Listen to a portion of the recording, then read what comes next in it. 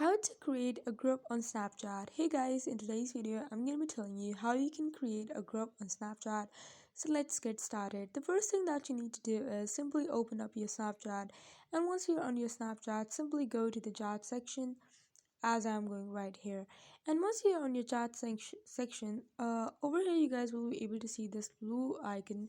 Uh, and just tap on that, and once you're going to tap on that, over here you need to tap on new group. Then you can simply name in your group and also add in the members you want to. And once you're going to do that, just see, I'm going to do that real quick.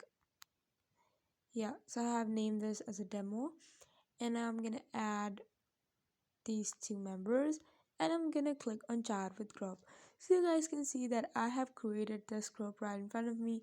This is the process that you guys can create a group too. So let me know in the comment section below if this video helped you guys. Do not forget to like, share and subscribe to my channel.